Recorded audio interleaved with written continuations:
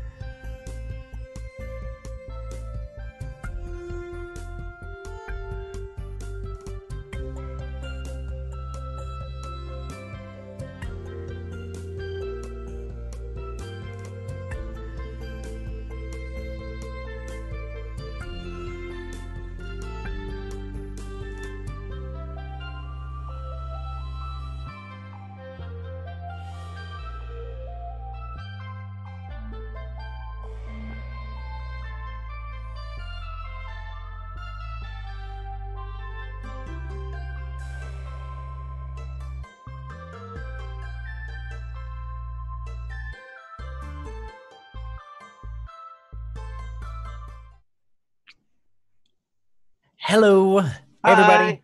Welcome to Don't Worry Wednesday. Don't worry, Wednesday. Or I guess, Or are you? are you? Are you Are you seeing me? copying me? Are you? Ha, All right, don't worry. It's don't it's not Wednesday, but it's Friday. And if Joe copies everything you say, don't worry about it. Just don't worry about anything, all right? don't worry about it. Arr. Don't worry, it's not Wednesday. It's Friday. So that's what I'm going to call the show today. And since it doesn't really have a name, um, other than the Friday edition of Don't Worry Wednesday. Yes.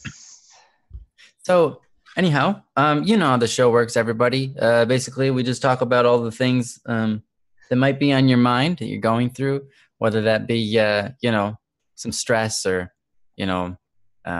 just your family life or homework. Who knows? Whatever's on your mind that maybe you're a little bit worried about, a little bit anxious about, or maybe just something you're trying to figure out. We're here to help. We're here to give some friendly advice. We're not professionals in psychiatry or psychology or anything along those lines, but we can give you some advice based on the experience that we've had throughout our lives, and our intent is to just maybe steer you in the right direction, give you some perspective, or mostly just to encourage you, let you know everything's going to be all right, and we're rooting for you, and we love you. That's important. All of the above. Yeah, waddle away worries. Senna, that is a question. It's apparently making you upset. What is it? Why do airplanes need to be so complicated to plan tickets for? Yes, that is difficult because they're ridiculously expensive. And then you have to figure out how to, put your job on hold during the process of when you do fly out. And if you're meeting with somebody, then they have to do the same thing. It's hard. I get it.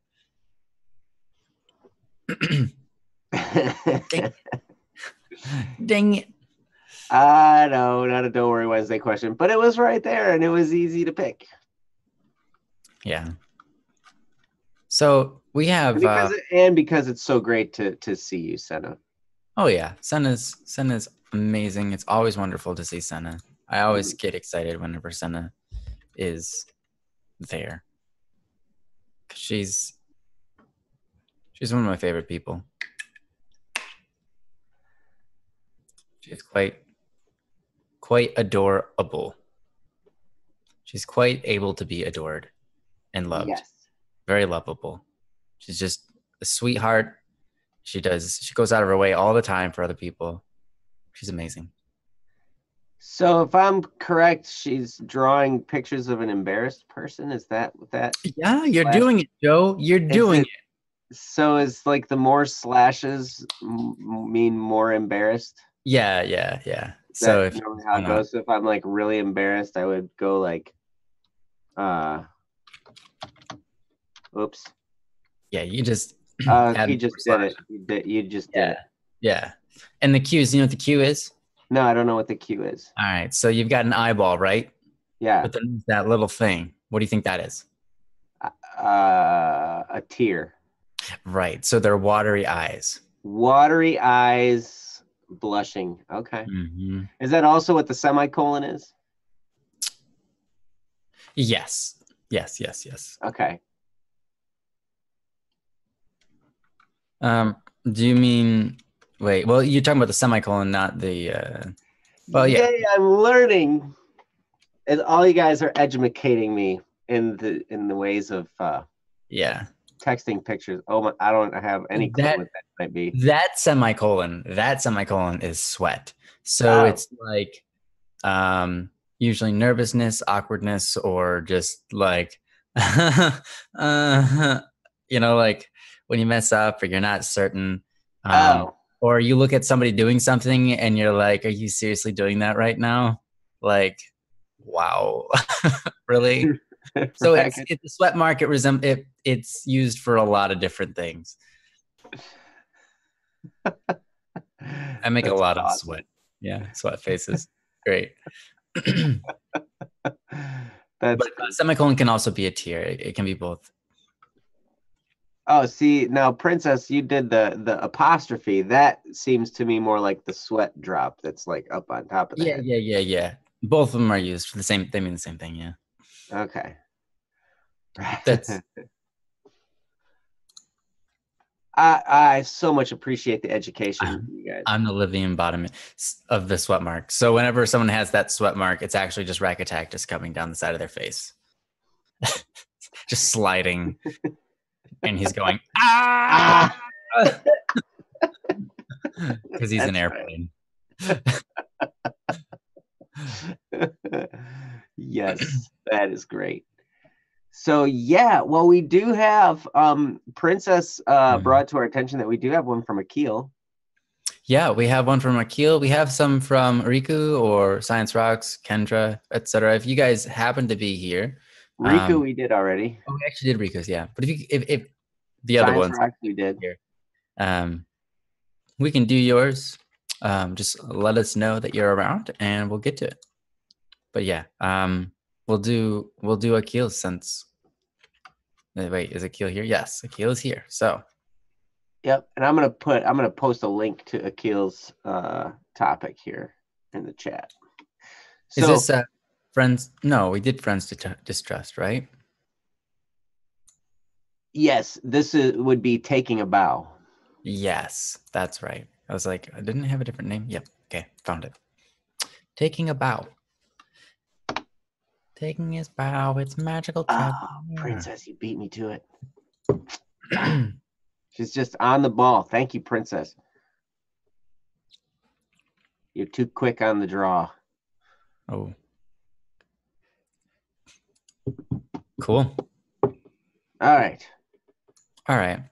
Well, this is quite a long one. I'll read it off. So this is from Akil. It says taking a bow.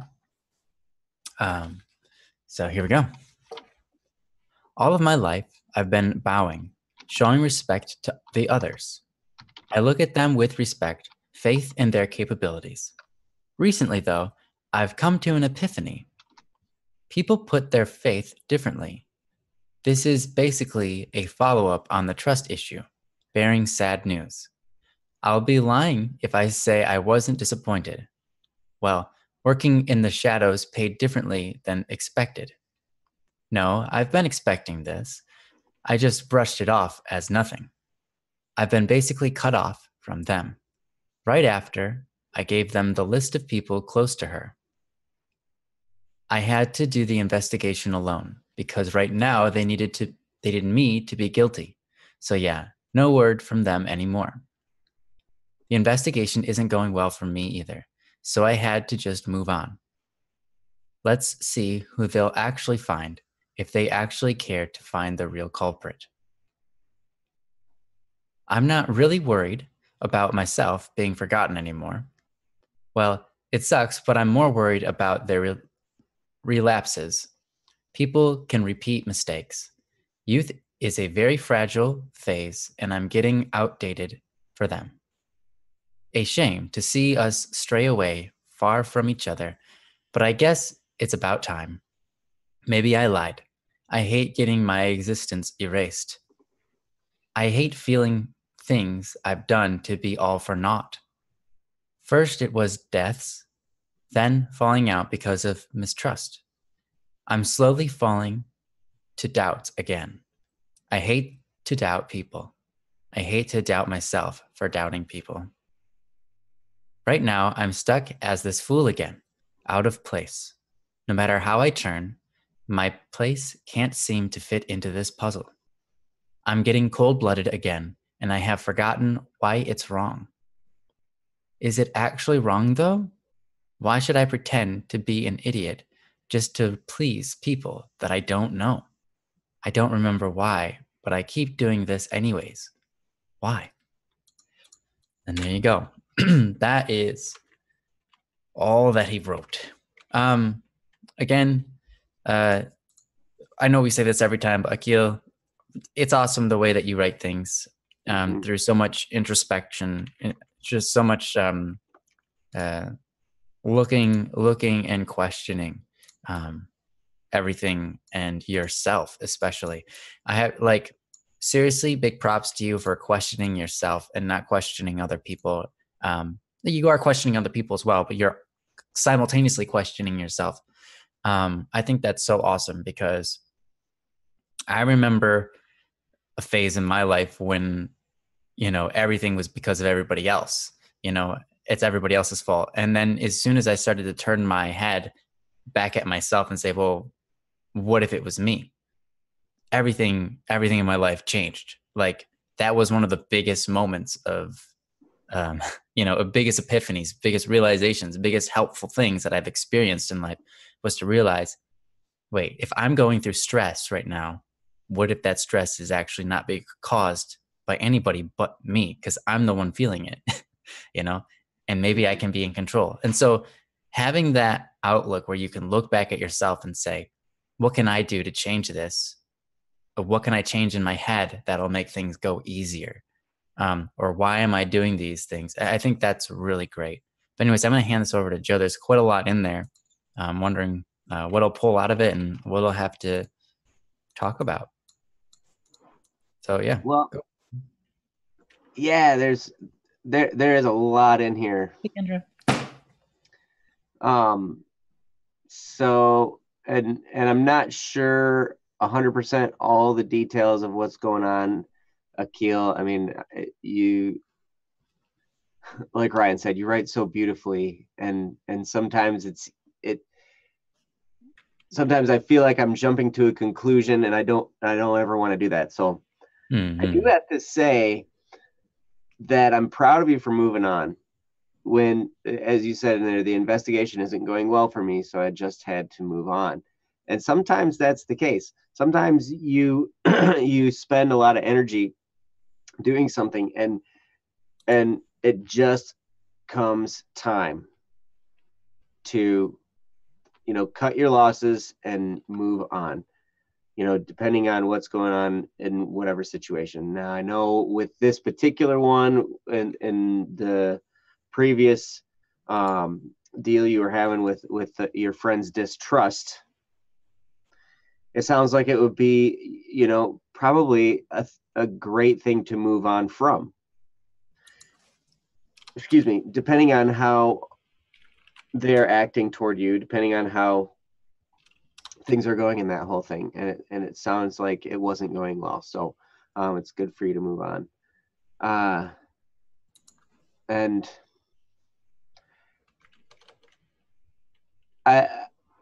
another thing that jumped out at me was when you said you're getting cold-blooded again, and have forgotten why it is wrong.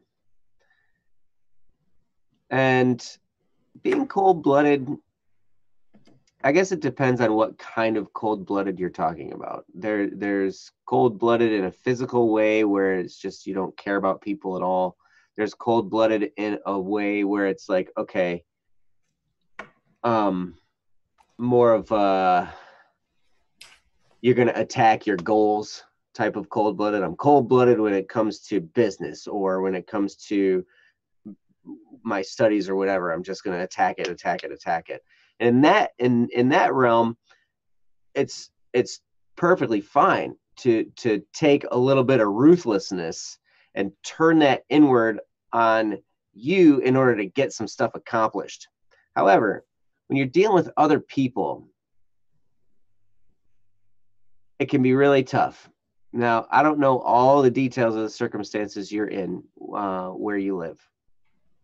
And I don't necessarily need to. I mean, you whatever you feel comfortable sharing, you can. But I understand the feeling of fighting the good part of you and the bad part of you, and that internal battle that goes on. It seems to rage on and on and on. Even today, for me, I was dealing with temptations and dealing with, I'm trying to get through my work day and there's all kinds of stuff going on in my brain. And it just seemed this massive conflict all day, just internal turmoil, like the part of me that wanted to live with virtue and the part of me that wanted to give in to, base desires and stuff like that. And so, and I don't think we ever fully escape that battle, that battle of temptation while we live on this earth. I don't think we ever fully escape that. But like Ryan was saying, just the very fact that you are taking the time to express this and you're taking the time to think through it at a level that you can express it so eloquently, it tells me that you've really taken some time to think about this. And I applaud you for that, because I think I've mentioned to you previously that sets you apart from a lot of other people. A lot of people don't think at all. They're just a loose cannon, just, throwing themselves out into the world, saying whatever comes to their mind immediately, or doing whatever they feel like doing and not thinking about consequences, or they're just reacting to the world as it comes to them without actually taking the time to think about, did I do that the best way I possibly could? Was I being the best version of myself that I could? And I would encourage you to think about a virtue. There are virtues. I don't. Maybe Ryan knows the 7 cardinal virtues that combat the 7 deadly sins. I'll look it up for you. Okay. Faith. We do talk a lot about virtue, but sorry, temperance. Ryan. Go ahead. Oh, I said faith, hope, charity, fortitude, justice, prudence, and temperance. Those are kind of interesting words to describe them. I think there's another list that use a little bit more down to earth words. So okay. I'll try to find that. But yeah, go on. Okay. Well, one of those virtues is hope. And that is a word that gets thrown around a lot by a lot of different people. And I don't know if the meaning of it is stuck with a lot of people. We've gotten all kinds of people talking about hope, but really, what is it? It's kind of the opposite of worrying, because you're using your imagination and you're looking toward a future that's better than the one you have now. To worry is to use your imagination against you and to think of something, oh, this could happen that's bad, that's worse than it is right now. Maybe you're going through something and you think, oh my gosh, it's just never going to be better. But hope is the opposite of that, in the sense that I'm going through this challenge right now, but it can get better. I know this is going to pass. All things are passing away constantly. And the situation you're in right now is passing by. And there's going to come a time when you don't have to deal with all of this complex challenge that you're dealing with now. And when you come out the other side of it, the fact that you're going through this and you're taking the time to think through what's right and wrong, if you can move in the path of virtue, move toward hope, think about hopeful things, think about those things that could make for a better life on the other end, you will come out of here as a tremendous individual. You'll have great amounts of power because of the challenges that you've been through. And you'll be very, very solid because you will have asked yourself the tough questions and lived and made the difficult choices to live with virtue rather than giving in to the evil that lurks within us. So with that, I'm going to turn it over to Ryan and let him run with it before I say too much more, but then Sure. we'll see where he takes it. Yeah, thanks, Joe. I like how you touched on hope. This is kind of interesting because Akil posted this, and Akil's picture in his profile picture, is from an anime called Danganronpa. And that anime is an anime that thrives off of the idea of hope and despair. The two the two oppositions of each other. Despair is you could say there's a main villain, you could ish kind of presence or person in the story who's all about despair. They thrive on that, and they just want everyone to experience this despair, this hopelessness. And then you have the main character who's always usually someone who actually, even though they aren't said within the story, within the construct or confines of the story, to be the hero who's strong in hope, usually it is a sense of hope that pulls them through the story, pulls them through to any semblance of victories that they have, whether it be solving a case or finding the culprit. It's really like more of a kind of detective kind of story. But yeah, without hope, you don't even try to solve the case. Hope is having that belief that something can be done. Mm-hmm. And that's required for anything. And so, don't despair over anything. Just make sure you do fill yourself with hope, because hope is something that is trained in yourself. And some people have very little hope. And so it's very tough for those people because, they don't have that virtue. They don't have that training, that foundation to pull them through. And so when you do this self-examination, you do have to have that hope. You do have to have that faith in yourself and in life and in the world, in the story of existence. You have to have some sense of hope and faith in those things so that you can know that, okay, I don't have to turn evil. I don't have to give in to evil. I don't have to be cold-hearted or cold-blooded or whatever. I don't have to despair. So it's good to train your mind on those things and keep yourself in check. Mm-hmm. Kind of like Joe was saying, but I like what you said here. When you said, you realized you just had to move on. And then you said, let's see who they'll actually find, if they even actually care to find the real culprit, right? They're who knows what their motive was? They might have been just to blame you in the first place. Who knows? Maybe they don't actually care. Maybe they do care. It's hard to know. But I like that. I like that you said that, because it's like, it's real. It's like down to earth. It's like, yeah, I've had those thoughts too, and there's nothing wrong with that. I mean, it's true. You don't know why they're acting like that, and it could just be the evils getting to them.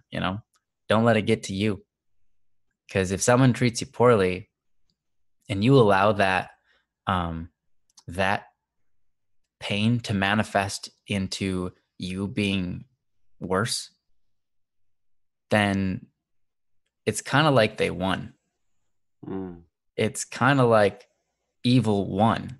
If someone does some evil to you, does something wrong to you, and then you turn into a sour person, or you turn into a person that's worse off, or you turn into a person that's not as kind or whatever, and you slack in the areas that are good, then yeah, evil's won over you. And if that's happened to you, that's okay. Now that you know, don't let it win again. Now like, oh, I don't want it to win. I want the good to win. I want the good in me to win. I want the virtues to win. I want happiness to win. I want joy to win.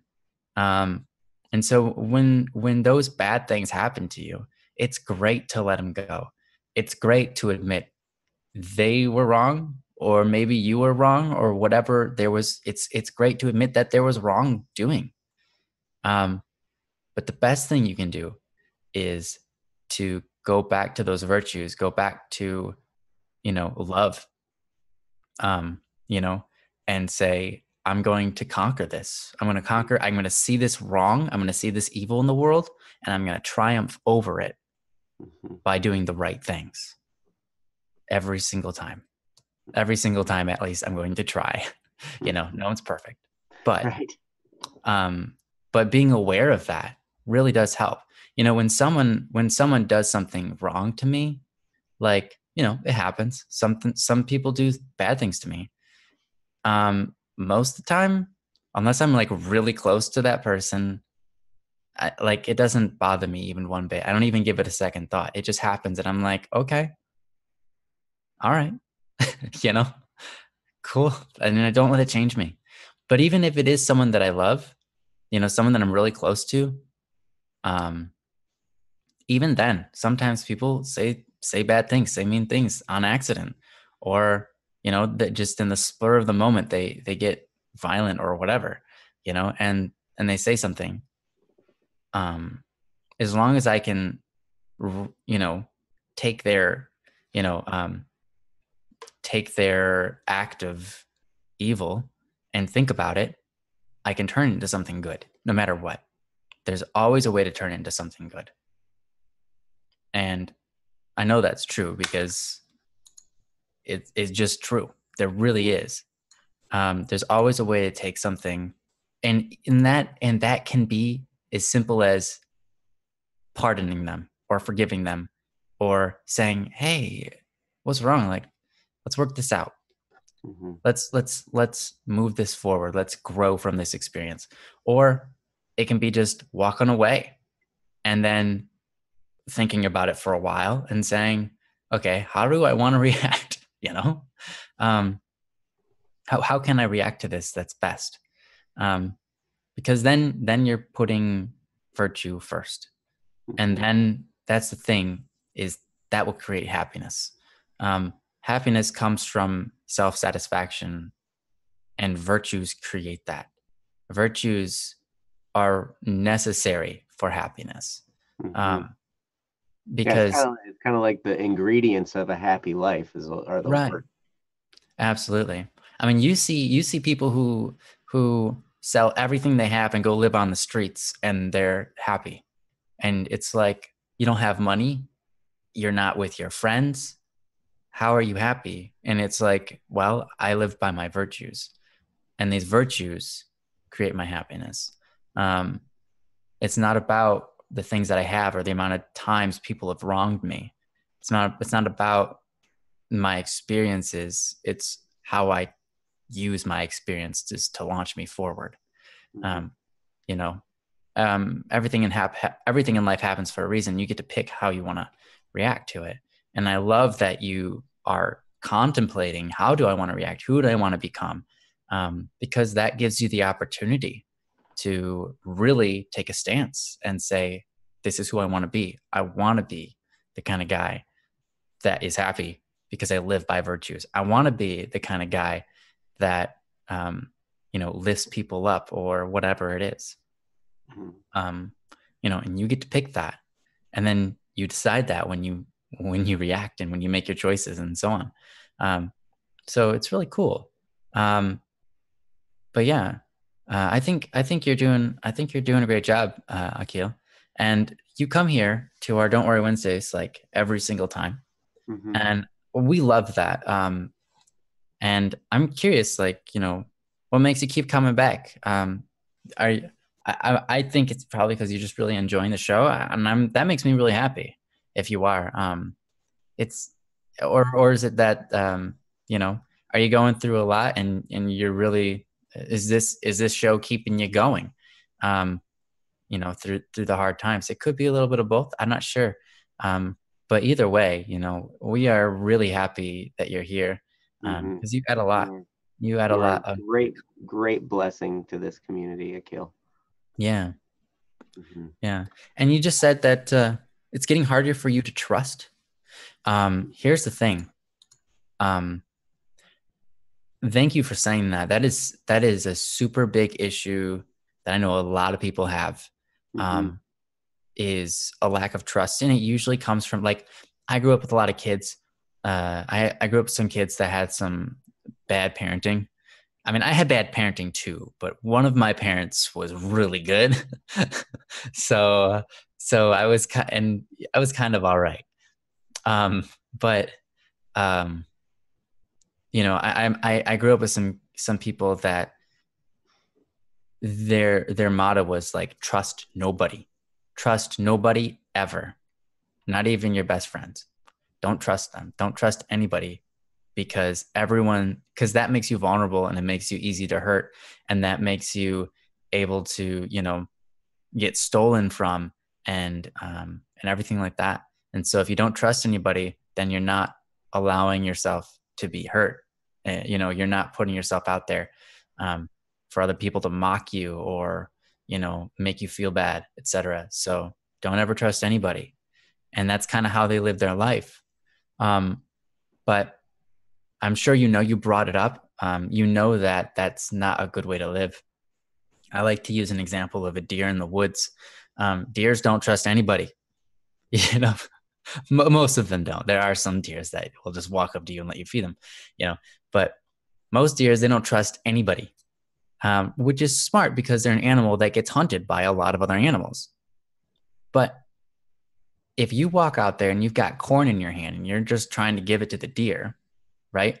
But the deer doesn't trust you, they run away and they can't ever accept your kindness.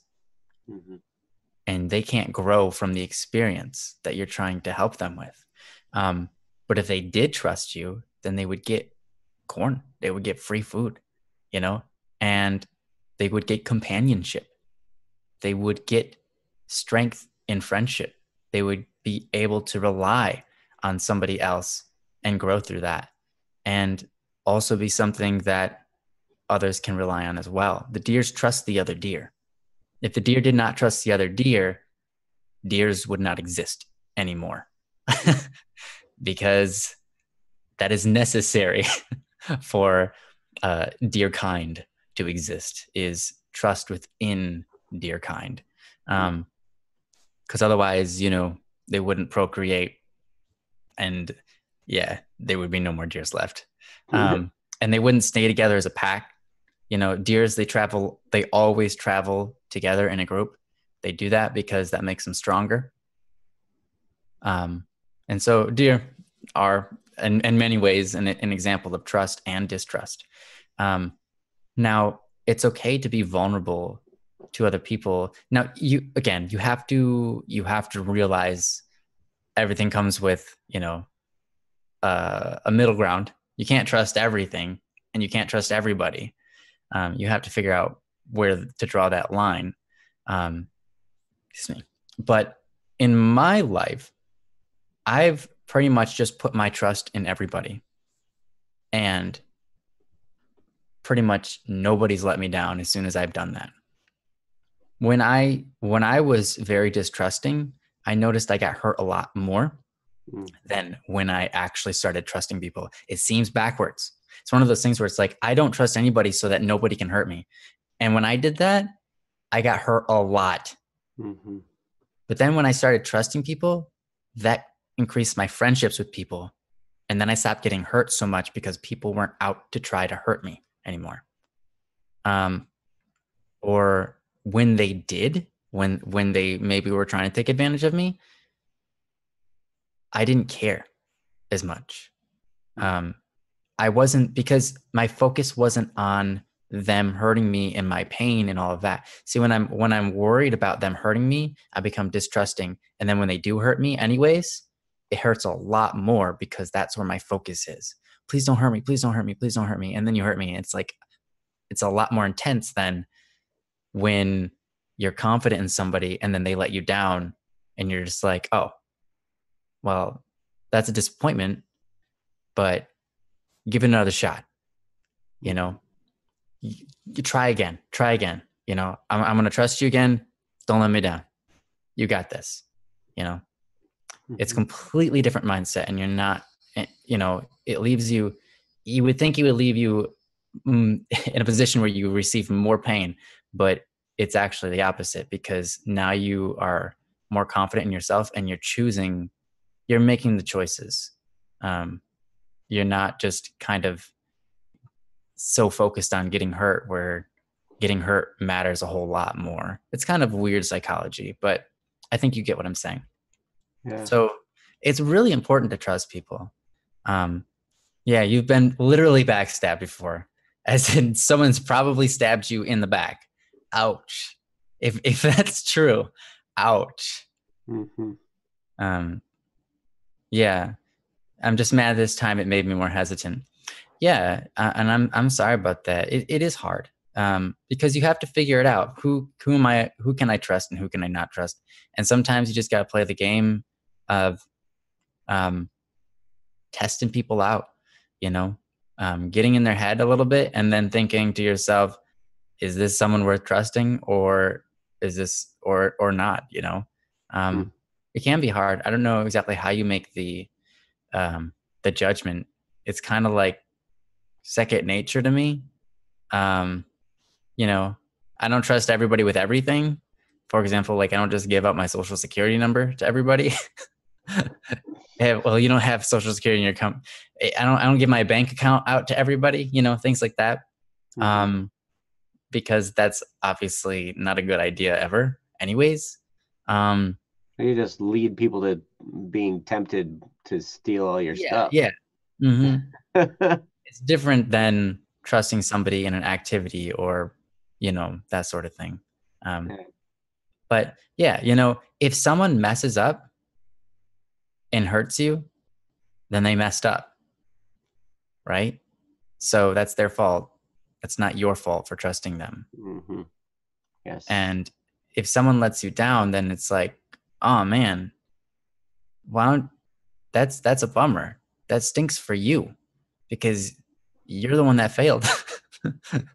I didn't fail. You hurt me. I'm still fine. Like, I didn't mess up. You messed up. And so it's kind of like you have to take pity on them and be like, look, I'm going to give you another shot. A lot of times, you know, because that increases your relationships and your friendships, and it makes them not necessarily want to backstab you as much. But then if they do it again, you know, you come to a point where like, okay, this is the kind of person I'm dealing with.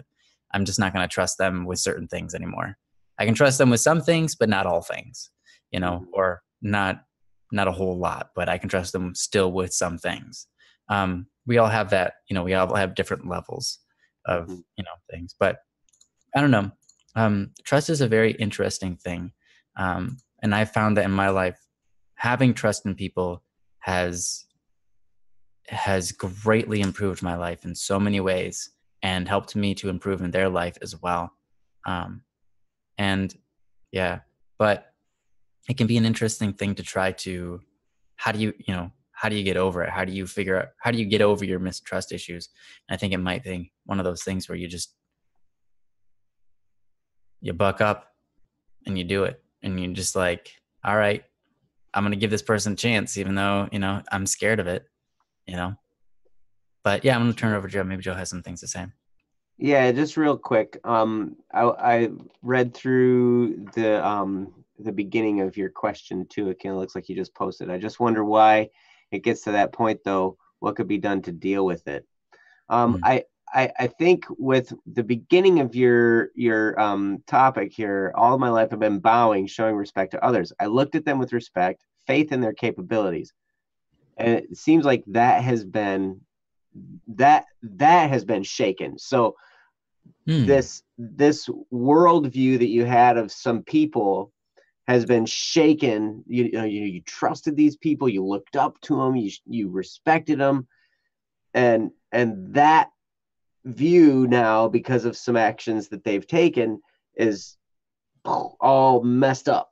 And I can remember getting to that point with people in my life as well. There are people, numerous people, that I've looked up to, some that were mentors of mine, some that were mentors of my mentors, some that, I looked up to these people and kind of unfairly put them on a pedestal that,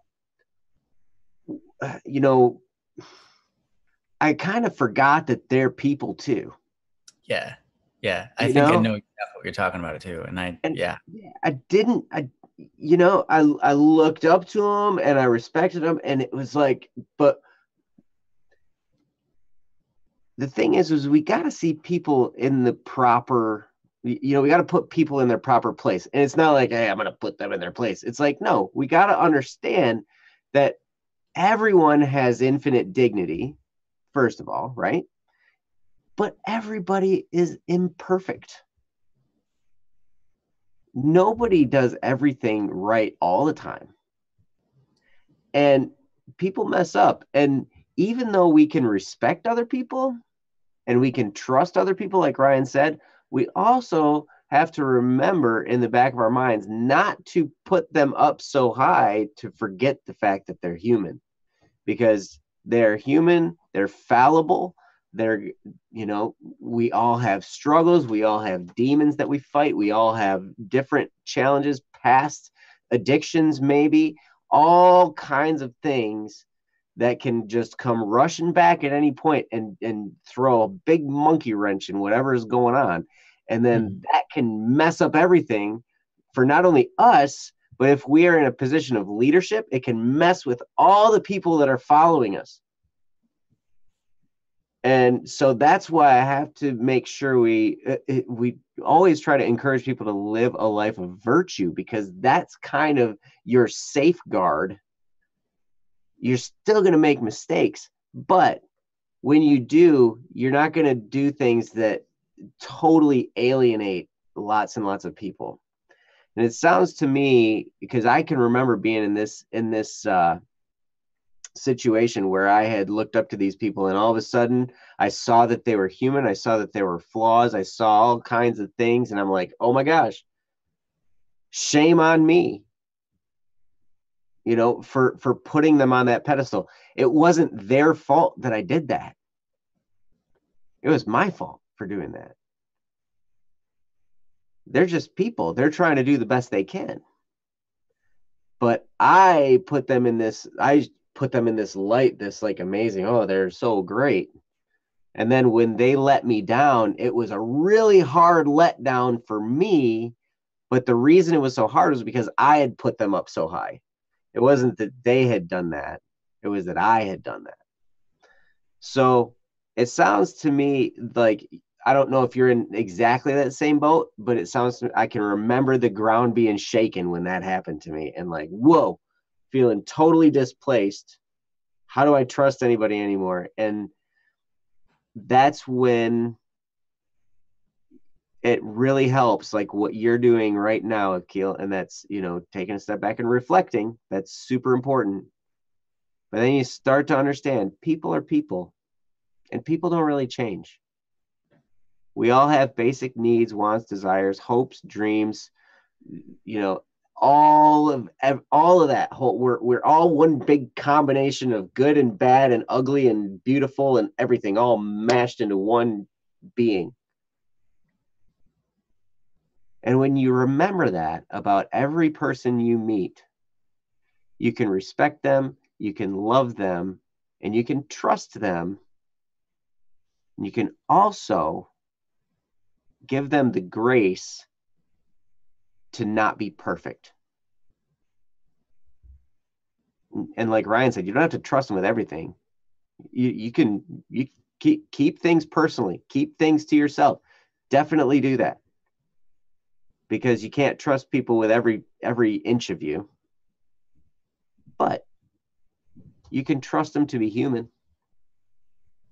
And if they show you that they love, you can trust them to be loving. But you can also trust that they're going to make a mistake. And it gives you a chance to forgive. It gives you a chance to forgive. And if it causes you pain, which it might, through pain comes growth. If you can suffer well. I know we talk that sounds so bad, but No, it's true though. but it is true. I mean, we've talked about it before, but if you can suffer well, it turns into a growth experience. It turns into a healing that makes you stronger. And this all can play into that. So I did want to address that before we moved on, but much respect for you, Akil. Akil says, I just like being with younger people. They represent the future. Yes, they do. Seeing them cutting me off brought out some unpleasantries. Yes. Mm-hmm. Yes, absolutely. I like what Kendra said. It's pretty much just in line with what you were saying, Joe. I have had issues trusting people, but I decided that I will give people the benefit of the doubt and try to make them smile. And yeah. You just got to give people the benefit of the doubt because they are human. Mm-hmm. You know, most people are trying as hard as they can. They're doing the best they can. Most people are trying to do what they understand will make them happy, but you know, we're not all on top of it all the time. Nope. We all make mistakes, and some of us get the wrong idea about what will make us happy. Mm-hmm. Sometimes we're fed the wrong thing by people we don't know or we do know. Maybe we grew up with a mom or dad or a friend or someone that told us something that was just way off, and we've been living by it, you know, and not realizing that it's been making us not into a good person. You know, we all have that part of us. We're not that we don't control. We didn't pick that for ourselves. So, yeah. Well, but thanks again, Akil. Thank you so much for the topic. Yeah. Wow. And please keep coming back and please keep posting. Yeah, we love you. You're awesome. You are awesome. So, hopefully that was helpful. I see, Kendra, are you still here? You've posted fairly recently. Yeah. And Kendra, we made a promise to you that we would, go through yours. Yeah. So Kendra, if you are here, please just write a aha. There it is. Aha. All right. Cool. So Kendra, if you don't mind, we're just gonna jump right into yours then. But again, Akil, thank you so much for posting. I hope that was helpful. And even if it wasn't, thanks. Thanks for letting us talk and say stuff. Yes. But I'm sure you can make something good out of all that. But I'm just glad that you're thinking about it and trying to figure it out, because that's the most important thing. And we're thinking about you. Yeah. Akil. And we think good. Today you were in my thoughts. That's great. So yes. Awesome. You're awesome. Cool. Well, Kendra says, this is a post. It's called "Drained Smiles." Is what Princess named this. Kendra said, "What kind of person am I if I want to make other people's day better by making them smile? When I make people smile, it makes me happy, but by the end of the day, I feel drained." So, what kind of person am I if I want to make people's days better by making them smile?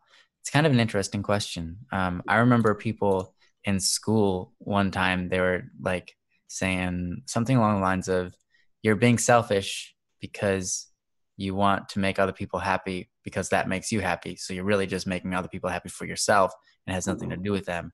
So you're being selfish. It wasn't directed towards me, but it was a psychological idea that people were throwing around. And I've heard it a couple of different times, a couple of different places. I just want to say there's nothing wrong with somebody, even if you do get satisfaction or happiness out of making other people happy. There's nothing wrong with you being happy. So that's good. You can have a win-win situation, and that's not bad. It's a good thing if both people are winning. So, but anyways, I'm gonna hand it over to Joe. See what Joe might have to say about the topic that you've posted, and yeah. So, Kendra, thank you. First of all, thank you so much for posting. And sorry we didn't get to it last time, but I'm so glad that you're here today. Yeah. So we can seriously. Thanks for coming. And yeah. But what kind of person are you? A good one. Good job. Yeah. I did it. If you want to make other people's day better by making them smile, you're a good person. And like I think it's funny, like Ryan said, he said, well, you're really just doing that for yourself because making other people happy makes you happy. And it's like, well, but who doesn't want to be happy? Yeah, but like, yeah. Oh no, it froze. Kendra says it froze. Oh, hopefully it catches up. Like, I've been waiting all day for this. It froze. Oh no. Oh. Well, I'll tell you, there's a couple different ways people make you happy, and or we can try to make other people happy. And boy, Kendra, I feel bad that it's frozen for you. Hopefully it unfroze. Maybe. If it unfreezes, let us know, because I'd like to see it unfreeze. But yeah, and it might end up a little bit behind too by the time. So okay, it's unfrozen. It's unfrozen. Okay, good. Excellent. So cool. So anyway,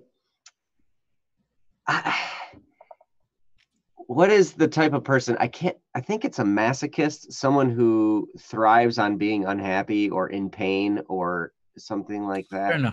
Yeah. Well, it's a disordered way of being, actually. Mm-hmm. So it's good for people to want to be happy. And if you become happy by making other people happy, then you've found the best way to be happy. Because what you're doing is you're sharing happiness with those around you. You're helping them to smile. And it's making you happy. Now, at the end of the day, you feel drained, you say. And that, I think in any line of work, you feel drained at the end of the day. If you do it with some vigor, if you work hard at it, if you try, at the end of the day, I'm exhausted after I work really hard. It doesn't matter what I worked hard at. If I worked hard at my job, or if I worked hard producing audio, or if I worked hard writing music, or if I worked hard being around a lot of people, if I worked hard having meetings, if I worked hard learning, if I worked hard just studying, all of those things, I'm absolutely tired when it's done. Oh, by drained, I mean, I kind of feel like I'm not myself anymore. Okay. Well, you kind of have given part of yourself away to everybody all day long. And so I think that's kind of normal, but at the same time, I would ask, what are you doing to make people smile? Because sometimes I remember reading a book. There's this great book called The Question Behind the Question. I can't remember the author. When Ryan talks, I'll look it up. But there's a book called The Question Behind the Question. And it's a great book. And if I remember correctly, it tells a story about a guy who decided his mission in life was to make other people happy. And the way he did that early on in his life was he became kind of a doormat for everybody. So he would just,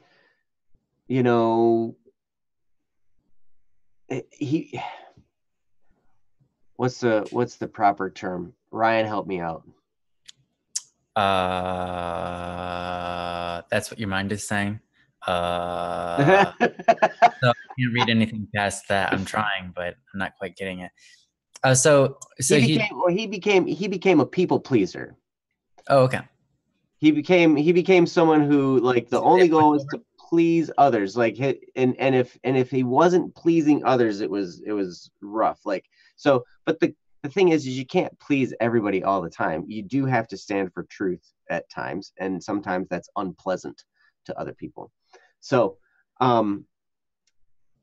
but when your sole goal is to please other people, you're kind of setting yourself up for failure, because you're not going to please everybody, and it's going to frustrate you when you don't. And sometimes those people that aren't pleased, those become your targets. Those people do. And you're like, I'm going to make them smile, doggone it. and then it becomes a futile effort, because the more you try, the more they resist, and it just gets to be crazy. But Kendra says, I give compliments and try to help people just to help them through a day, no matter if they're having a bad one or not. That's really good. I would doggone it. That's Senna. Yep. Well, Senna good. always smile, so yes. Doggone it. So anyway, no, I don't think there's really anything wrong with what you're doing. And I don't think it's unnatural for you to feel tired at the end of the day, or drained at the end of the day, or feel like you've given a lot at the end of the day. Sometimes that level of exhaustion is the best for having a great night's sleep. That's true. Because you've given so much to other people. And there's an author that said the way to be happy is to give happy. So the way to truly be happy is to make other people happy. And you're doing that. And I did not do that for decades and decades and decades. I learned this like way not long ago. And I'm old. Yeah, we learned late. You're doing great, Kendra. You're doing great. Yeah. So, but I would definitely, look up. I will find the author of The Question Behind the Question, and I'll put that in the post. Because I think, with the road you're going down, it would be easy for you to, there are some pitfalls along the way that might be easy for you to stumble into if you haven't stumbled in there already and gotten stuck a little bit. So something we probably both stumbled into multiple times. Yes, but I remember reading this book, and it just opened up my eyes, and I was like, oh my gosh, that's so crazy. Because I had gone from the person that didn't care what other people thought to the point where I was just mean to everybody. And then I went to this person that was, I'm going to make these people happy, and I'm going to be a people pleaser, and I'm going to become a doormat and just let these people walk all over me, and not stand up for myself, not do anything, not stand up necessarily for what's right. I'm just going to do whatever makes them happy, for just it. The thing is, here's another thing to think about. There is right and wrong. There is such a thing as right and wrong. There is, we unfortunately, we do not live in actually, fortunately, but we don't live in a relativistic society. We do, but a lot of people are promoting relativism, but it's really a non-reality. There is right and there is wrong. And if you do things that are wrong in order to make somebody else happy, then there's a problem. And that's something that needs to be challenged. Another thing also is, I know, at least in my life, things that I think are going to make me happy are not the best things for me. I may think having this certain material thing is going to make me happy, but it's not. It's not going to make me happy.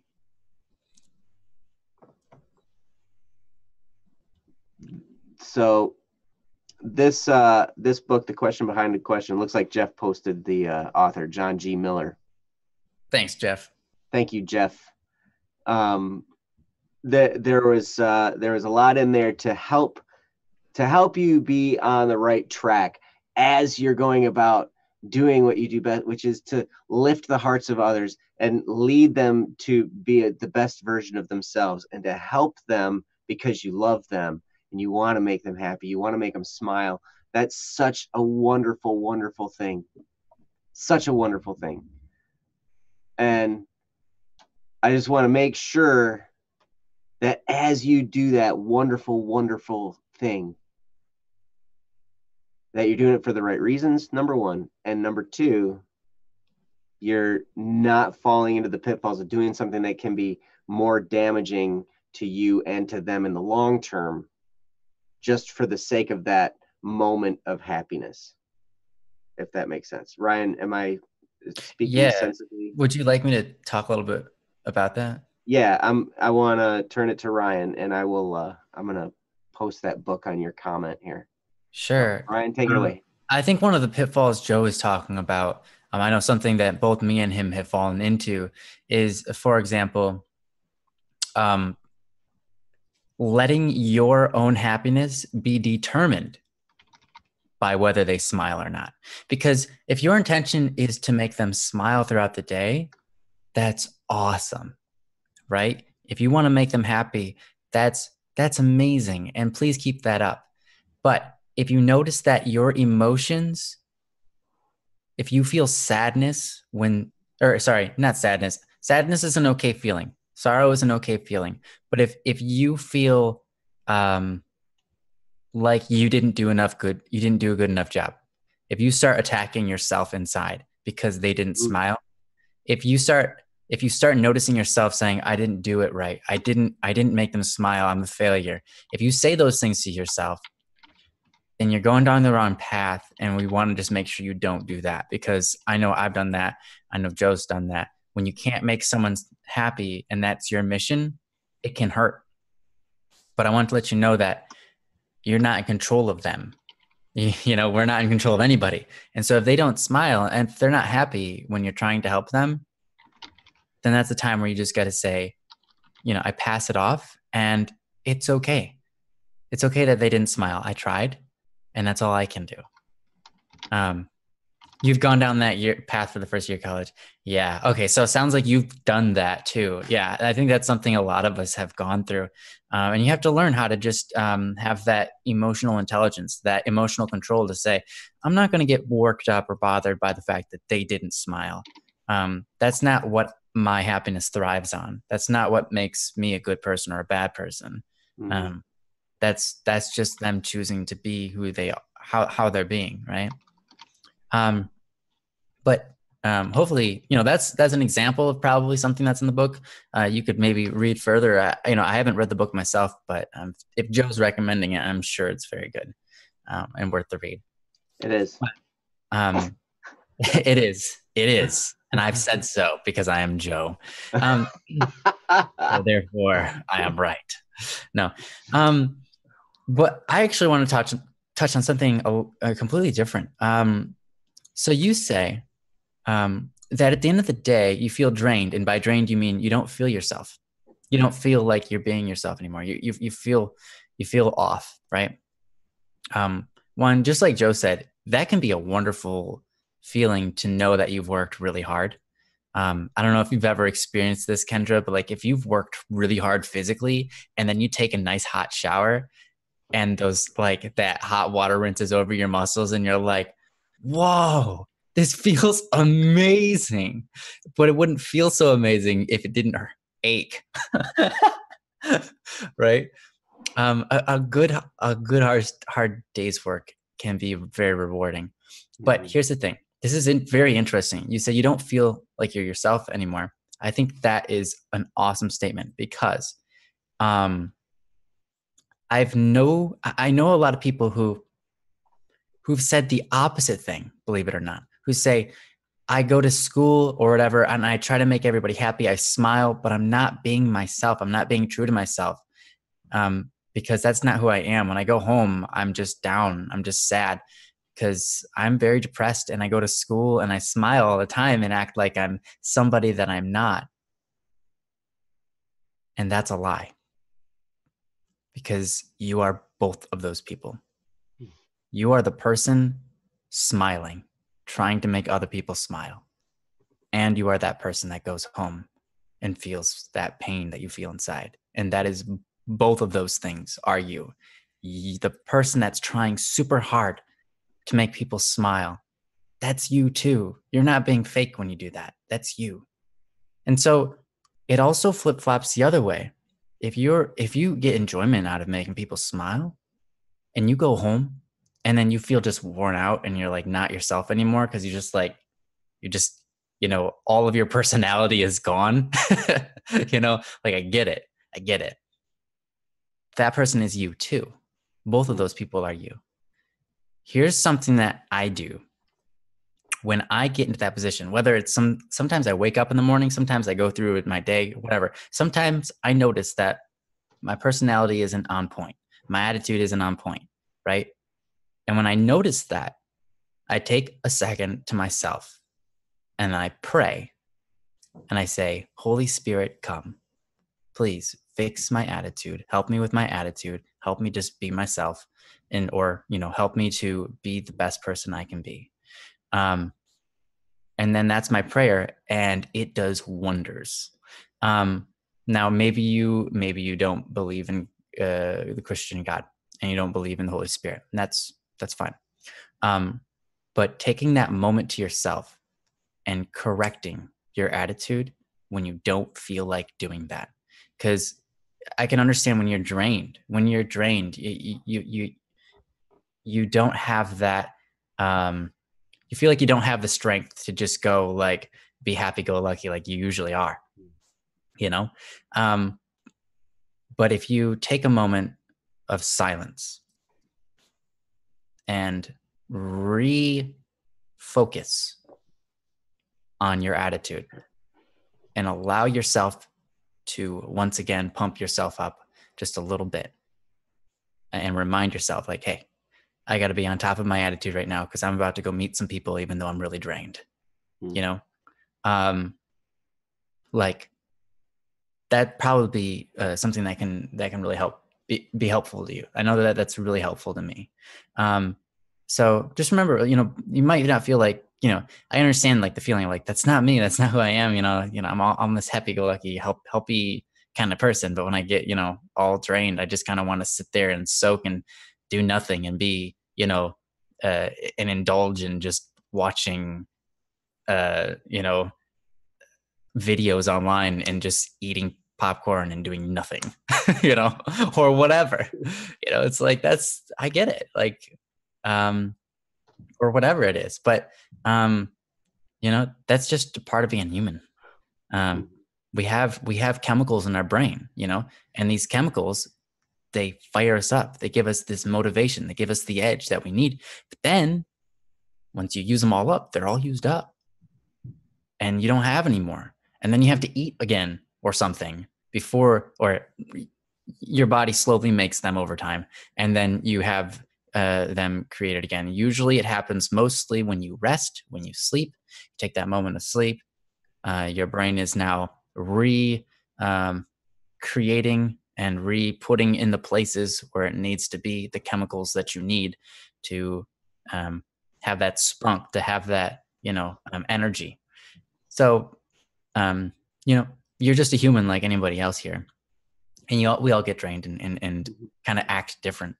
And even in different relationships, I might act differently around Joe than I act around my mom, or I act around a stranger. Now I'm loving to all three people, but I have different relationships with them all. I have different personalities, slightly different personalities with all of those people. And each of those personalities is me too. So, wherever you go, whatever you're doing, that's you. And that's good. But that being the case, we always got to keep control of ourselves. Keep that mind of, I have to decide this moment what I'm going to do and who I'm going to be in this moment. So yeah, hopefully some of that is encouraging and helpful. But yeah, feedback would be great. But anyways, that's kind of all I have. Did you have anything you want to wrap up with, Joe? I would say, okay, well, Kendra says, I think I'll use that prayer like you said. I haven't been praying as much as I should lately. I want to thank you both. Really needed to hear this. You're absolutely welcome, Kendra. Thank you for the topic.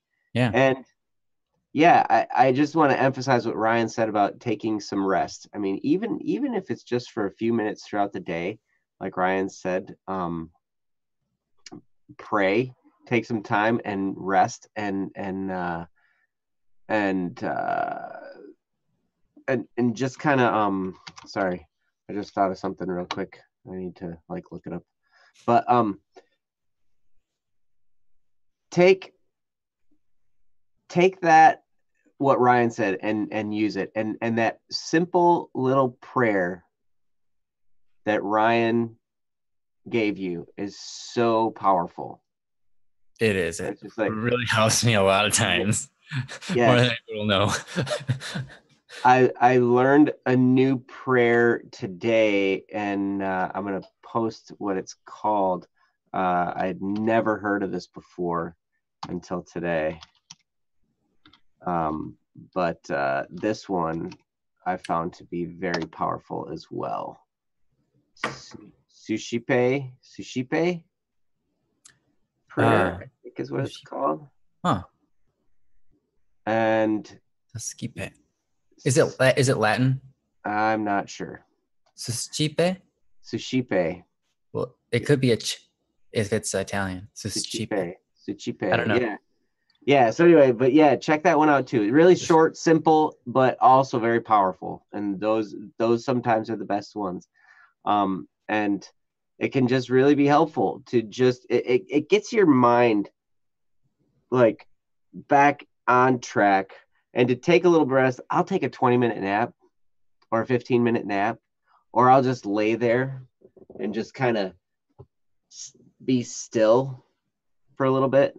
Yeah. And it really helps. Yep. Maybe do some deep breathing, maybe do some visualization, stuff like that. And by the time you're done, you can just pop right back up and do it again. So I've heard that Ben Franklin used that method, and he said he would take a nap in the middle of the day, and it was like he got 2 days in one, because he could do 2 days worth of effort, because he split his day into two, and he just had a little short nap in there, but that rejuvenated him enough to be like a whole nother day of being productive. So yeah. I think I really appreciate you, Kendra. I think that's really great.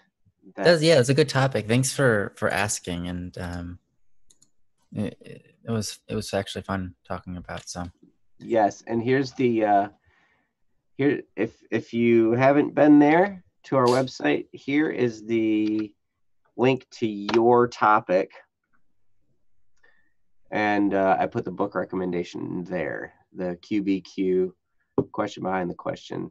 That book made such a difference. So thanks again. Nice. Awesome. Yes. So what do we have next? Do we have anything next? Well, we actually we don't have anything in line other than, I mean, we got Joe here. Do we have any that Joe Bohan? I don't think so. I think we've gone through the ones. We've gone through everything. Joe, we've gone through all of yours. I mean, what are you doing? You slacking on your brain? Better be worrying more, man. No, I'm just kidding. All right. We got one from Tef, and we got one from Master Lay. Yep. But they're not here. And are you sure? I'm pretty sure. Princess. Sure? Let's take a look. Actually, did we do Making Friends by Slightly Above Average Joe? Making friends. Nope, Where's that? we haven't done it. Guys, all my friends have moved away. / I moved away from them. Where? Yeah, we haven't done this one, man. Where? How This old? is December 22nd, 2018. Hey, it's called Making Friends. Yeah, that's right. Kendra says she has another question. Oh, wow. Well, Kendra, if you have another question, just throw it out there. Yeah, absolutely. Absolutely. Yeah. Oh, is that a link to the thing? Oh, yeah. Thank you, Princess. All right. I'm currently going for a degree in art education. Good question. Yeah, I support it. I know that's not a question. I'll wait for the rest of it. Yeah. In the meantime. Oh, you know the one. This is the one.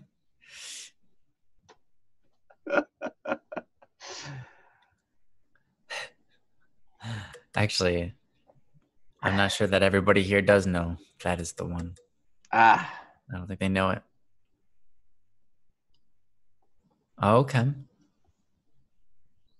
And I'm sure that Princess was saying, oh no, to your issue, Kendra, and not oh no to Ryan's song. She wasn't laughing at the at the question.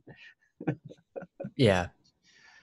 So, yeah, wow. Kendra is going for a degree in art education, but failed to get into the education program and is feeling really discouraged. I can understand feeling discouraged from that. That's my gosh, yes, I know how disheartening that can be. Wow. So, art education, that's a very specific field. Only have one more chance. That's interesting. So, only have one more chance at this particular university, or? Oh, so after the second time, if I get denied, I can't enter again. So interesting. So I guess my question would be, okay, for the program, for that program at that particular school, or like nationwide, is it like a? It's been a while. After that, I'll only graduate with a degree in art. Yes. Okay. Okay. So nationwide. So you get 2 shots and that's it. And the first shot, you didn't get in.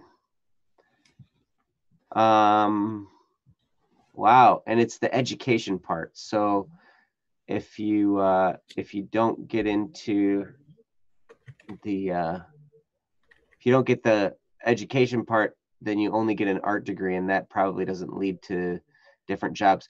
I am curious, Kendra, what kind of a profession are you looking to achieve with that degree?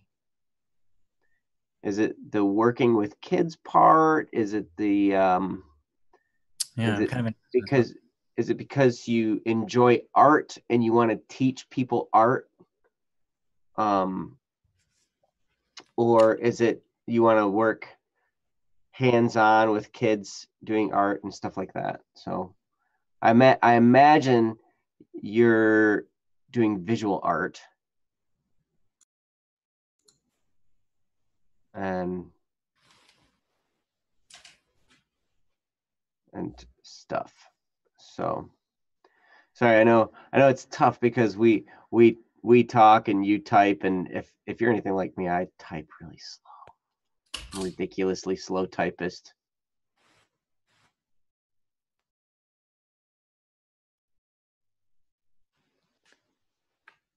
So I'm trying to play with my audio. There was some weird buzzing going on. I was trying to solve. Sorry for my distraction.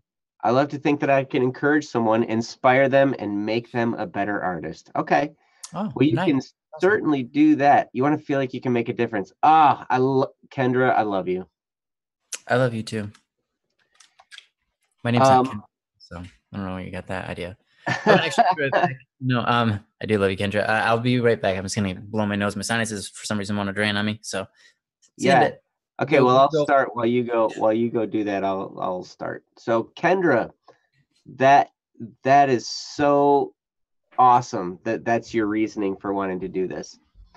And I totally can understand why it would be discouraging that you wouldn't make it into the education program.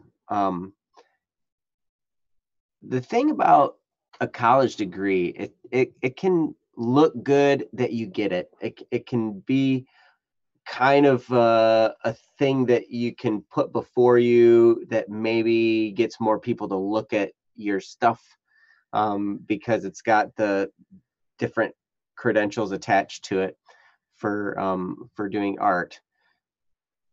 But one thing to remember, I think, I've taken a lot in the education from people like Robert Kiyosaki, and different and people who didn't have a traditional education. Robert Kiyosaki, I'll just tell you a little bit of his story. He's a businessman. He's a financial education person. Like he teaches financial prowess to people, and he's best-selling author. He's written lots of books on finance and business and different things of that nature.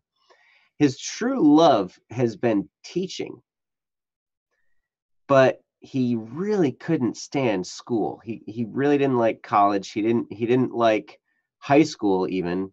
So he just didn't like that environment. But he has, if he had stayed and pursued an education degree, he would have made a difference to some people in that immediate vicinity where he ended up. But now, because he's teaching and he's writing and he's teaching on such a grand level, he has millions of students that he teaches, and he gets to see them at different events that he goes to all over the place, and he gets to meet a lot of people. But he's making a difference in so many more people's lives because he did it outside of the school system. Now, within the school system, it would have been the intensive. There's a place for that. There's a place for, traditional education and stuff like that. But in your case with art, if you want to teach people art, you can go the route of pursuing an art degree. You can go the route of going into the school system and teaching art in the schools.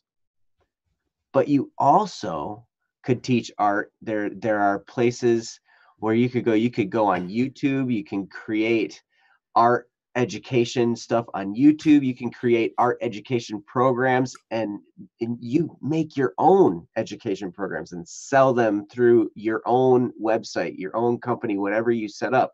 So it's not the end of the world if you don't get into the education program, because if your goal is to help people and inspire them to do art and inspire them to get good at it, you can do that outside of the school system, and you may be able to have a bigger impact outside the school system than you ever could inside. You may be able to reach more people that way. You just kind of reach them in a little bit of a different way. I look at the music education teacher at the school where my kids go to school, and I know him well. He's an incredible teacher. He has kids learning solfege and music theory in like kindergarten. Wow. Like the do, re, mi, fa, sol, la, ti, do stuff, and he's teaching them sight singing and ear training, and they're in kindergarten. Wow. Yeah. That's amazing. Like, that's incredible. Really... Yeah. And I was so impressed with that. Now, here's the thing. He gets a new crop of students every year, and it's a small school, and He teaches those students, and that's his circle of influence right there, as his students. He's looking to expand. In order to do that, he's got to record. He's got to record stuff. He's got to produce stuff. He's got to put it out there. He's got to release it into the world. He's got to expand his reach into a bigger, broader audience than just the students in the school. And him and I have had some conversations about how that might be feasible, how we could probably work together at some point and do some of that. It's just everything's so busy with both of us right now. We can't. So, but that's the thing. You going through the art education program, while it would be very good and valuable for you to do, and if you get in, I would say go for it with all that you have and learn everything you can and take everything out of it that you can and learn it. But then once you're out, the real way to expand your reach, because we have the internet, because we have YouTube, because we have different, you can make your own website and you can make your own training programs and you can do all that stuff. You could expand your reach to so much of a bigger student base than just what you would have at a school that you would get with your art education degree. So having the art education degree is good, but if you don't happen to get it, I reckon you're still a good artist. And being a good teacher doesn't require a degree. Being a good teacher requires the love of teaching. You got to love passing on something that you're passionate about. My mom was a professor at a community college, and she was one of the best professors. I never took her class, but I sat outside her class one time, actually multiple times, just to listen to her lecture. But I didn't want her to know I was there. I didn't. So I sat outside and I listened. Nice. I would have, wow, because I would have been like, Mom, that was amazing. Yeah, she was tremendous. And the reason is because she loved what she taught and she loved the people she was teaching it to. And she loved being a teacher. And for her, it was in the college setting. But that was before all the tools we have at our disposal now to create your own education curriculum. And you're rubbing shoulders with people now here in the BSS community that are also artists, that are also, some of them start websites and some of them start businesses and some of them start production companies and some of them start all kinds of stuff. And, who knows what kind of connections you can make by just hanging out and getting to know some people. Oh, that's really sweet, Kendra. She said, the main reason I wanted to become a teacher is because of this little girl. She saw me drawing dresses and wanted me to teach her. So I did. And later on, her grandmother messaged me. She said her granddaughter continued to draw after I left. It made me feel like I made a difference for her. That's so awesome. Tremendous. So you're going to be a great art teacher, regardless of whether or not you get into the art education program. If you don't happen to get there, that just means your path's a little different. But you totally, absolutely can fulfill that dream of yours, regardless of the being accepted into that particular program. I would say continue to try, do that and see if you can get in, because you're going to learn some great stuff there. Absolutely. But if not, hey, it just means you've got a different path and you already have the fruit, which is you've already taught someone, you've already made an impact on them so they continue to do it, and it made a difference for her and it made a difference for you because you did it. And it's such a beautiful thing. I'm so happy to hear that you've had that experience. But I'm sorry for the discouragement of not getting into the program. But I just want to tell you, even though it's discouraging, even though it's hard, even though you might have had your heart set on it, I just want you to know that there are other avenues for you to be an art teacher. And you could be a tremendous one. It sounds like you already are. So I'm going to turn it over to Ryan and let him say some awesome stuff. Yeah, thanks. You did a great job, Joe, and I'm sorry I wasn't here for the whole thing. But I really like what you said about. You missed the best part. Cool, awesome. Well, I'll probably say it again then. No, honestly, what I really like you saying is about the path. You know, I my job is to do music now, right? And so this, of course, you could say like, you know, it was a dream of mine, kinda. Really, I just wanted to write music and make a difference with it, right? That's the whole reason I write music. If I'm offered a project, always turn it down if it's not going to have a good message in it, if it's not going to make a difference in people's lives, if it's not going to help people, because that's a waste of my time if it's not. I was born with the gift to write music, and I want to use it as a gift that helps others, not as something that tears people down, right? Now when I first started doing music, I was in college, writing some songs, and I decided, okay, I'm going to do music for a living. And so I tried to see if I could get a career in music, at least. So I mailed out a bunch of different resumes and so on to a whole bunch of different like video gaming companies and stuff like that for music. And I didn't get a response back from any of them. And at one point, I got in contact with a guy. He said that he was a personal friend of a what do you call that? A record label, a major record label, who signed like, you know, hundreds of different people and so on. And so I was like, sweet, this is awesome. And then that guy never called, you know. And so basically I've had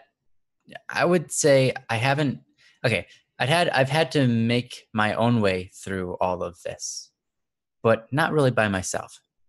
And the thing is, it's like I've been given opportunities, different things to try, different chances at different things, and slowly made my way through.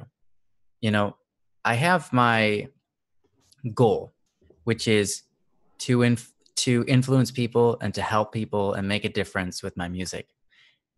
I don't know the path, but if I keep that as my main thing, my path will always have that in it.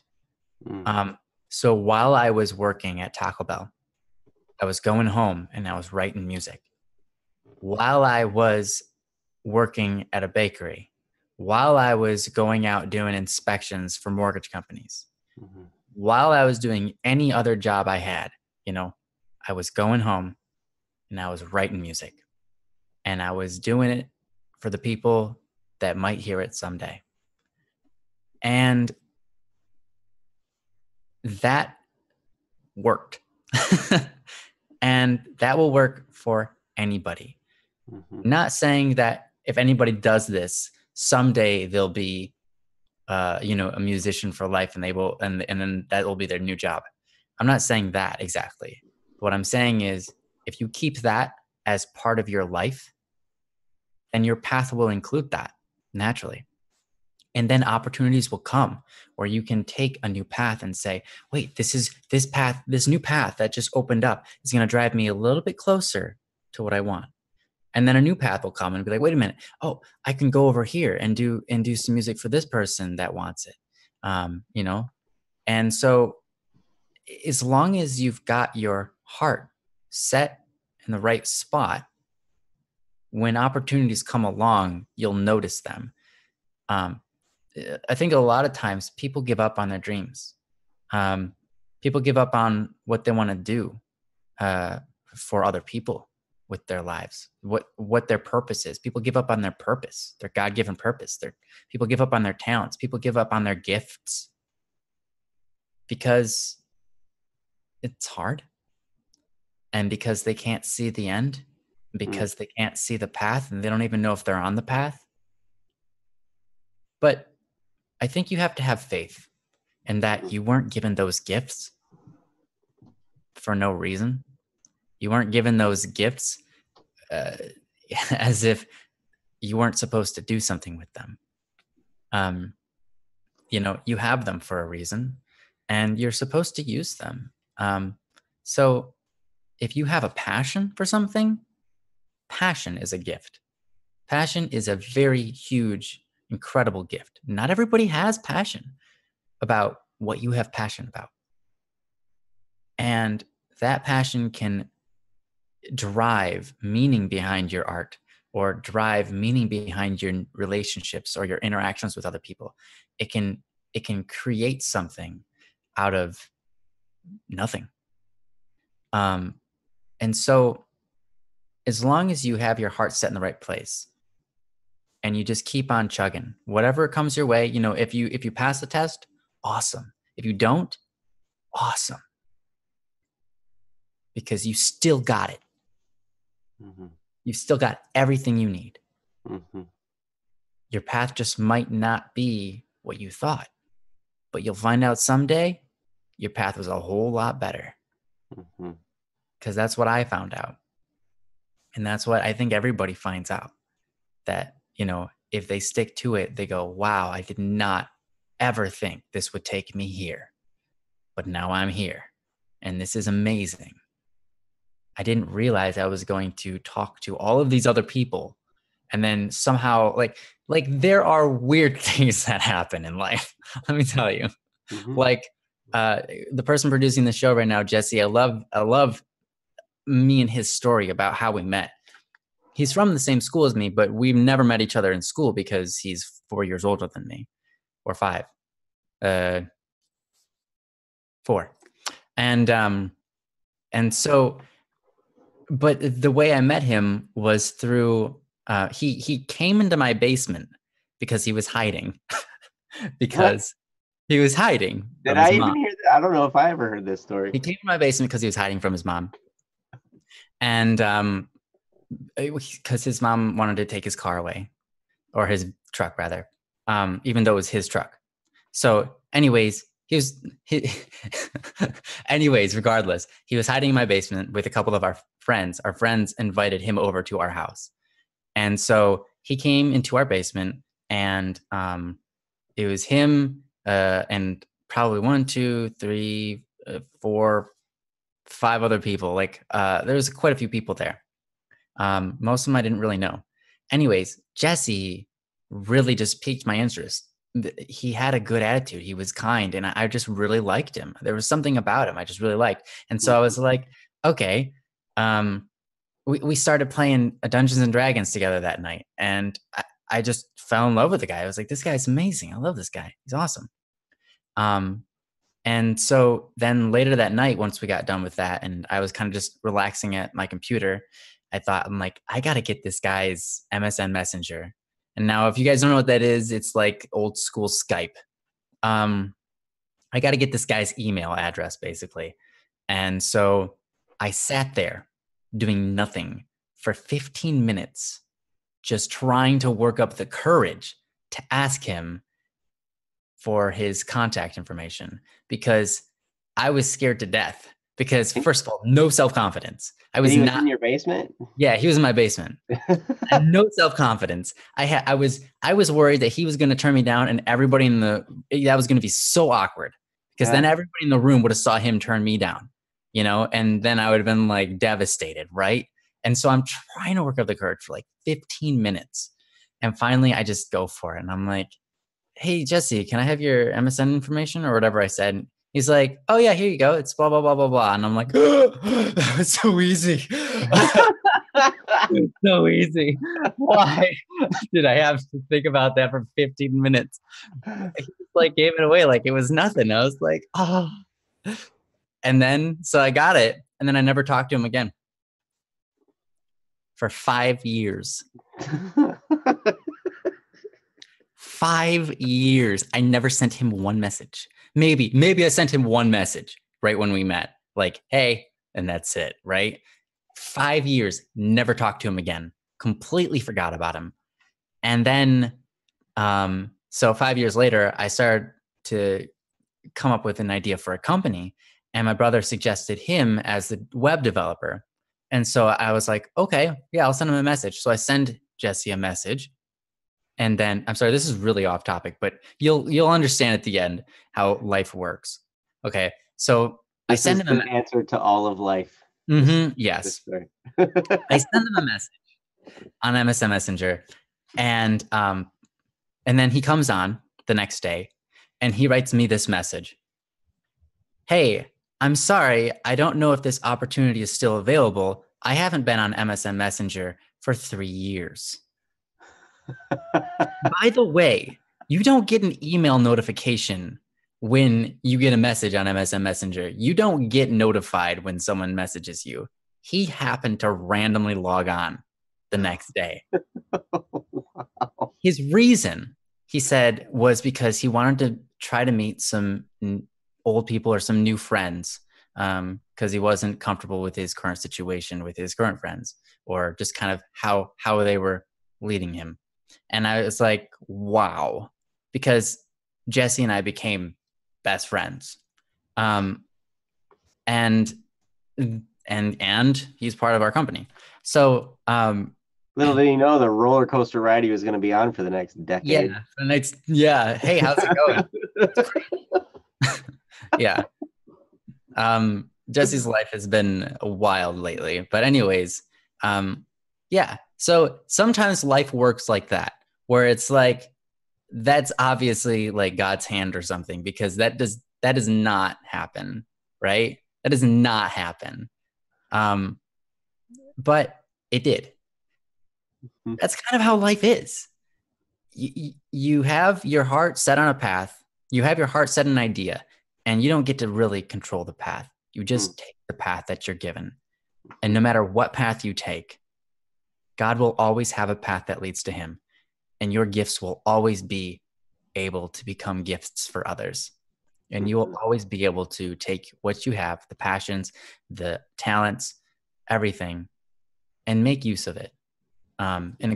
Make use of it in a good way. So whatever comes, whether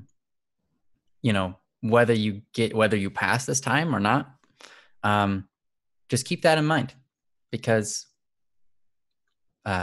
I think that you have an awesome and wonderful idea, and I hope that you do get to help a lot of people with whatever you do in life, wherever that path takes you.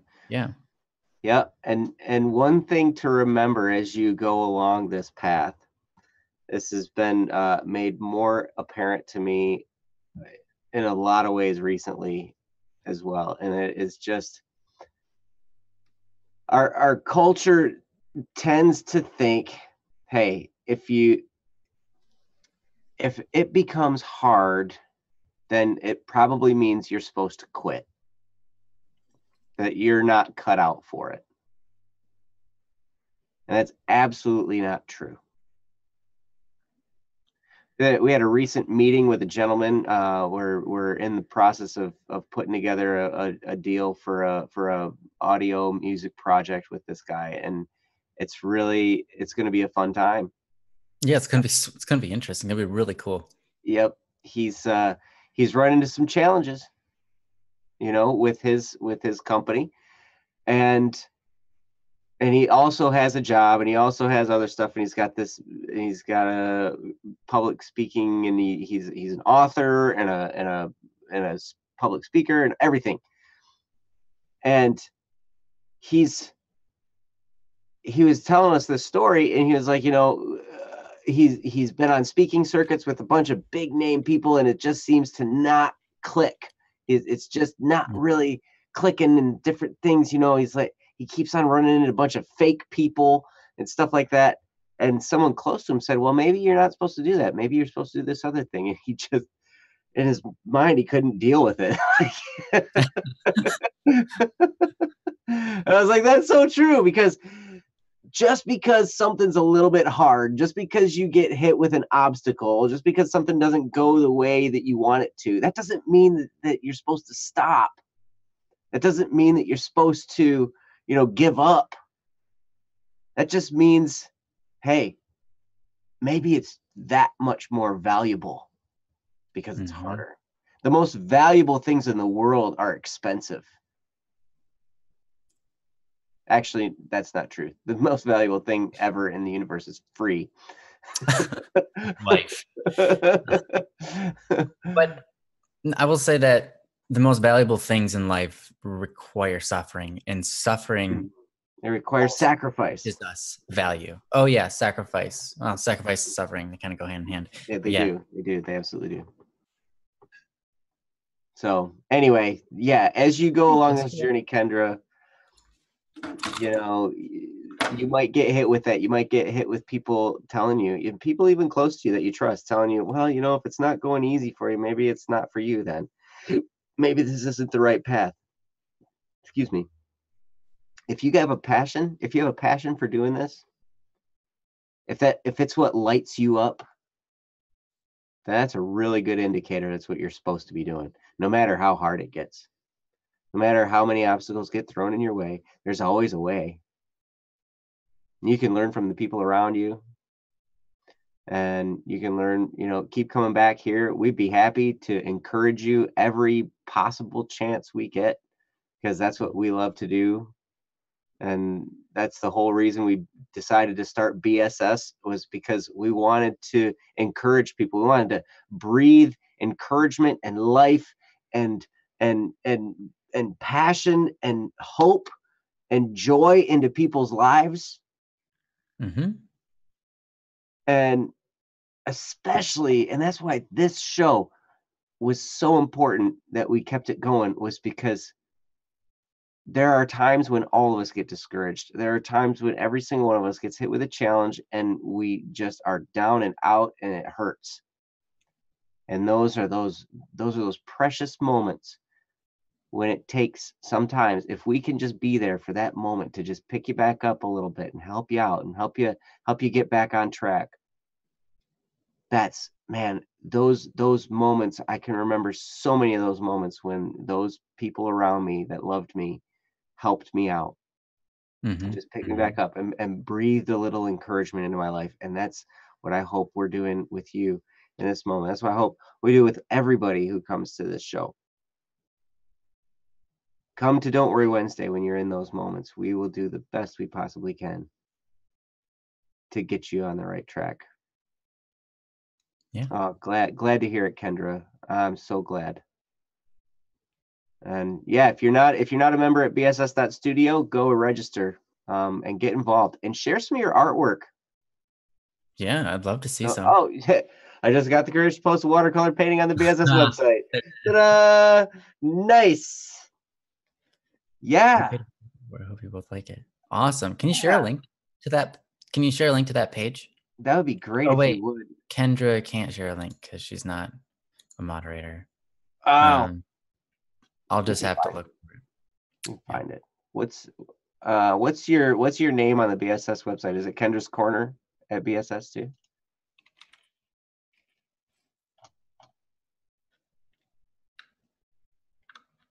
Artist 22. Okay.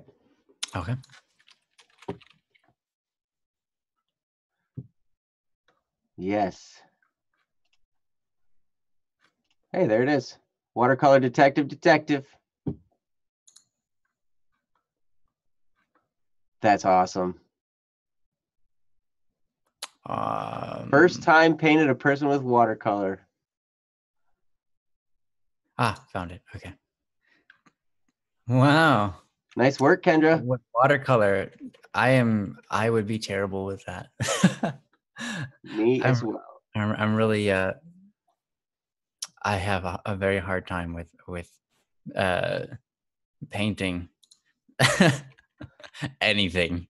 So yeah. That's awesome. Yeah.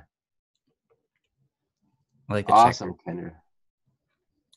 Okay, so keep doing it. Keep doing it. Yeah, please do. Continue, and we're so glad you're here. So what else do we got? Thanks again, Kendra. You're awesome. Yes, share some of your oil paintings. Share whatever you got. We would love to have it. Just fill up bss.studio with any and all of the stuff that All you of have. whatever you have. Yeah. Yes, please. And that goes for everybody that's listening.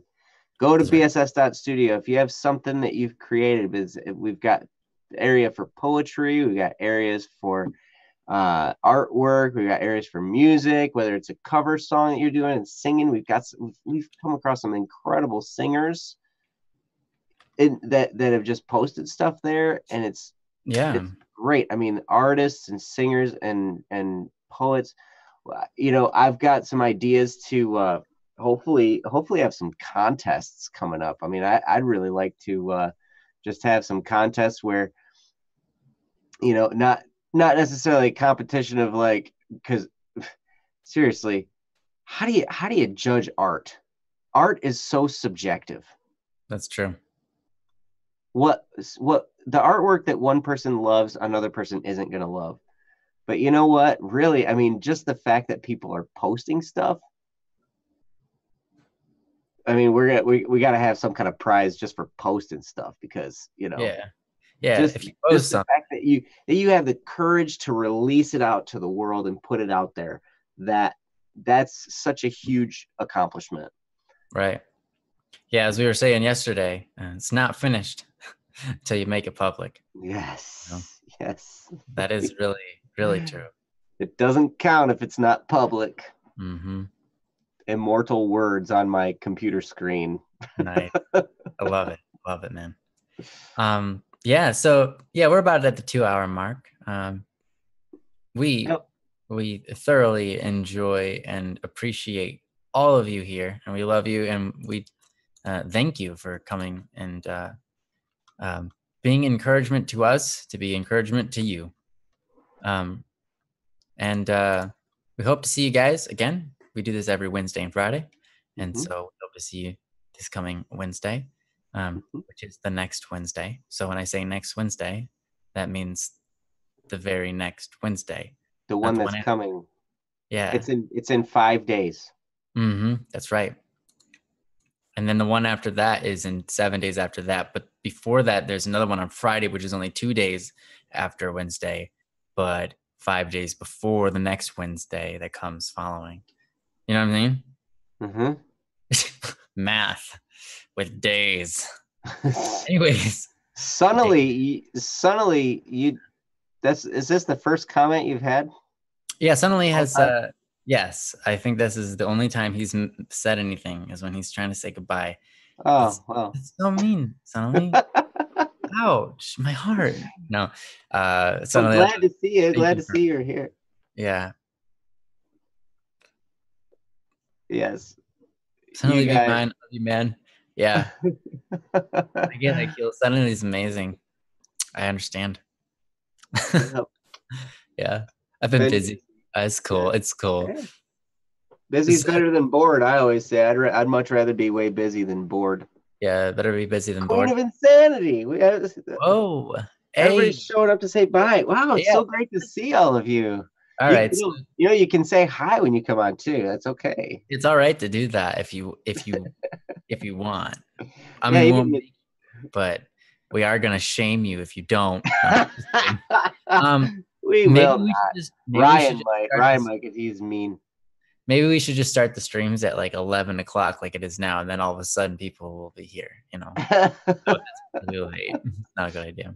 No, we should do a stream for 24 hours. Yes. We should do a marathon 24-hour stream. God.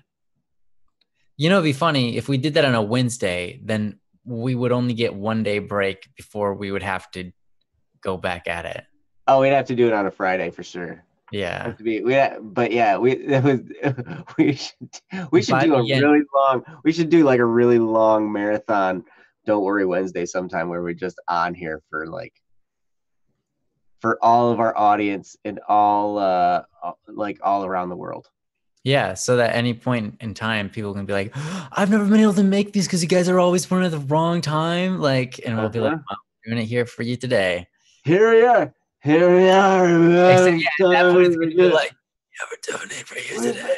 We've been on here for 16 hours so far. It's pretty awesome. Fired up. Fired up. I can't talk. I'm sorry. Why worry? Week. A whole week. A whole week stream. Oh my gosh. We would need substitutes to come in. I wouldn't mind that. I think that'd be awesome. Great. We're going to switch to some different people. Yeah. Take a nap. Or Ryan, you take this one while I take a nap. Yeah. All right, go take 15. I'll cover it. And when we get back, you get my spot. I'll go to sleep. Yeah, that's how we're gonna do it. I don't think that's a good idea. Yeah. We should do it. The push for 1,000 subscribers. Oh yeah. We need those 3 more. We just need to stream until we get the next 3. All right. Let's just keep the stream going until we get up to 1,000. Yep. Let's just do it. Let's just go for it right now. Guys, we aren't saying goodbye until you guys have 1 million or 1,000. Jeez, 1 million. 1 million streams. 1 million streams. Or subscribers. Yeah, 1,000. No. No. We're gonna call it. We're gonna call it what? We're gonna call it a night and not do that because that would not be good, Joe. Oh no, we're not. I don't have responsibilities and time constraints like the same way you do. So yeah, 1 million. Yeah, that was a misspeak. I meant 1,000. 1 million is a bit much. We're gonna get to 1 million though. We will. There you go. You heard it. It'll happen. It'll happen at some point because we're going to keep doing them. So it's just a matter of time. If it takes 20 years. And then we'll be like, you remember once when we were starting this and there were only 10 people? Oh, there's 1 million. No, you've just gone blind. That's actually only 100. Whatever. Yeah. And the thing is, though, is we're going to need people to, Princess is going to need to clone herself like a bunch of times in order to pick up all the questions that come with all the people that are in the stream because that'll be a million. We'll have to have robots. We'll have to have robots in the background doing all the work. Oh, Kendra, we're glad you're here too. Yeah. And hey, everybody finds everybody when they do. It's a matter of time. I wished I'd have met Ryan years before I met him, even though I think you were like 15. Yeah, I wish you would have met me too. Put some good influence in my life. Yeah. Kendra, your profile picture on YouTube is really cute. Did you by any chance draw that with pencil, etc.? Because I really like it. If not, that's okay. Just curious. Princess, you are good with the flood of questions. Yes. Yeah, Princess will be enough. By that point, Princess will be so good at it, she won't even have to do it in her sleep. She would be totally sleeping and do it. I did not, sadly. I can't remember where I got it. Oh, okay, that's fine. All right. Well, thank you all for joining us, and we love you, and we hope to see you again soon. But until then, please have a wonderful lifetime experience. Enjoy it. It's a gift. For the next 5 days. For the next 5 days, you just take life and take it and enjoy it and be like, yeah, this is what I got. This is who I am. This is what I be, and own it. Yeah. See you guys. Yeah. Bye-bye. Love you guys. Have a great weekend.